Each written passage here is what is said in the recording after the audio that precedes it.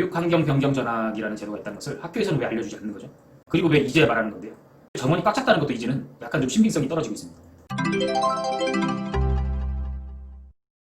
반갑습니다. 말종입니다. 저의 딸이 특성화 고등학교 1학년입니다. 몇 개월 전부터 전학을 가게 해달라네요. 어떤 점 때문에 그러냐고 물어보니 몇몇 학생들이 무섭다고 합니다. 그리고 학교의 분위기가 너무 싫다고 하네요. 명확한 전학의 이유가 아닌 것 같아서 몇 번 더 물어봤는데 정확하게는 말하지 않습니다. 괴롭히는 학생이 있는데 저한테는 말을 하지 않는 것도 조심스럽게 생각이 듭니다. 그래도 한번 설득을 해보려고 그런 것은 적응하고 극복해서 이겨내야 한다. 앞으로 더욱 힘든 일이 기다리고 있을지도 모른다. 세상은 내 뜻대로 안 되는 것이 더욱 많다. 등의 얘기를 하면서 계속 다니하려고 했습니다. 그런데도 완강하게 전학을 해야겠다며 전학이 아니면 자퇴를 하고 검정고시를 준비하겠다고 합니다. 최근에는 학교에만 가면 배가 아프다고 하여 병원을 데려가 봤더니 의사선생님께서 스트레스로 인한 신경성 복통이라고 합니다. 학교에만 가면 그렇다네요. 교문만 나서면 괜찮다고 합니다. 그래서 주변에 있는 5개 고등학교에 전학 문의를 해봤습니다. 우선 통화 내용 들어보시죠. 네, 몇 학년인가요? 1학년이요. 예, 빠져 있는 학교 들어갔어요. 예, 학교 애들이 너무 무섭대요. 예, 정원이 이제 자리가 있어야지 학생을 받을 수가 있는데 예, 현재는 지금 정원이 없는 상태이고요. 예, 그래서 이제 저희가 이제 만약에 정원이 한 자리라도 생긴다 하더라도 예. 저 기준이 원거리 통학이거든요. 얘가 뭐 자퇴까지 지금 생각하고 있어가지고. 지방에 있는 학교를 다니다가 그 지지선으로 오는 경우는 저희가 정원이 넘치더라도 예, 3% 고민해서 이제 어쩔 수 없이 받아야 되거든요. 예, 예, 그래서 지금은 전학을 좀 받기 힘든 상황이에요. 예, 알겠습니다. 네, 그래서 저희 학교에 신청하셔도 저희 학교 네. 배정되는 거주지가 우선 배정되어 있기 때문에 예, 네, 의미가 없으셔서 그 신청은 하신다고 하시면 저희가 막을 수는 없는데 하실 수는 있는데 네. 의미는 크게 네, 가능성은 많지 않다 보니까 네, 예. 그거는 생각하셔야 되는 거. 예, 예, 예, 알겠습니다. 감사합니다.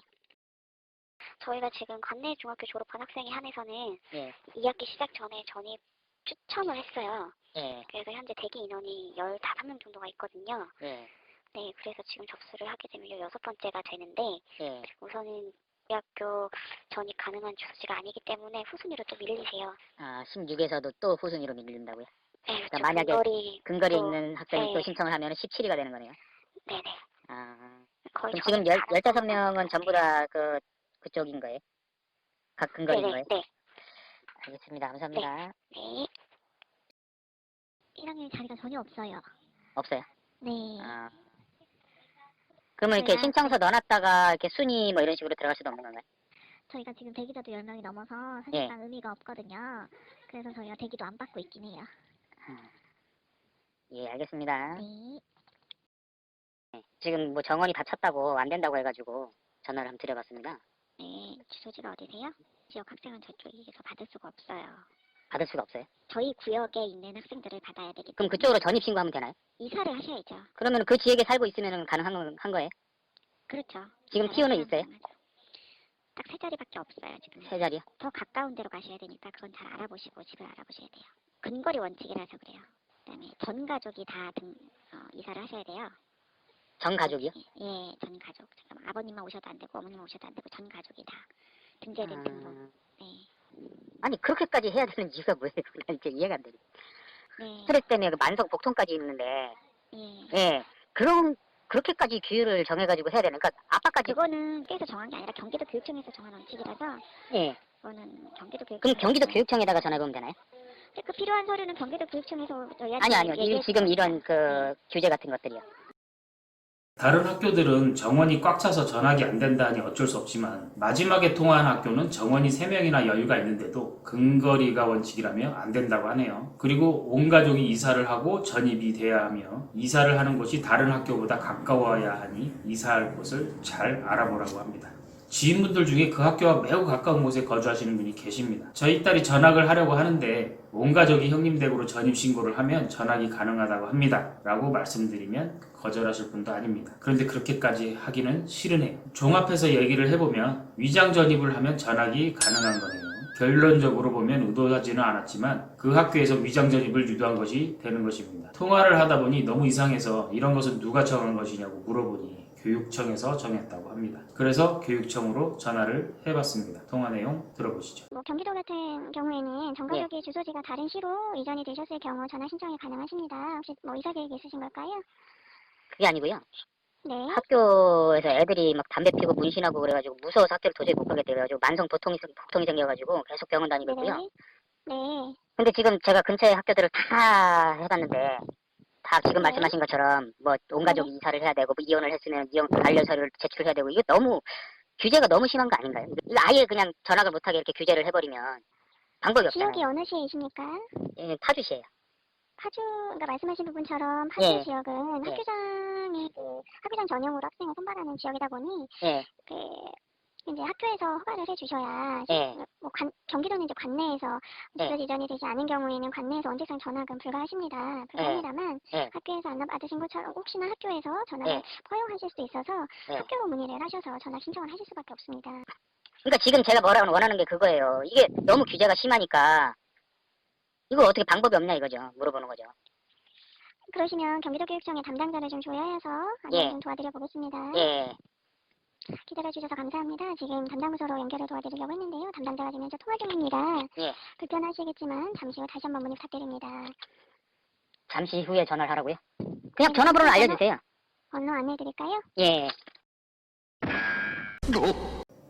파주시는 학교장이 결정을 할 수 있다고 합니다. 다른 시는 누가 결정권자인지 궁금하네요. 그러면 그 학교 교장 선생님과 친분이 있으면 전학이 가능한 거네요. 아는 인맥들 총동원해서 교장 선생님 술사드리고 용돈 좀 찔러드리면 전학할 수 있는 거네요. 이게 뭡니까? 제가 생각하기에는 구시대적인 관행으로만 느껴집니다. 바뀌어야 할 것 같습니다. 그리고 지역마다 방식이 다른 건 또 뭘까요? 교육청에서 일괄적으로 전학에 대한 규칙을 정하고 이제까지의 전학에 대한 문의 내용들을 정리해서 예외 조항들도 정하고 전국이 같은 방식으로 전학생을 받는 것이 맞는 것이라고 생각됩니다. 어느 지역은 누가 결정하고 어느 지역은 또 다른 누군가 결정하는 것보다는 교육청에서 그냥 일괄적으로 하는 거죠. 답답해서 전학할 다른 방법이 없냐고 물어보니까 경기도 교육청 담당자를 연결해 주겠다고 하는 건 또 뭘까요? 지금까지 통화하신 분은 누구세요?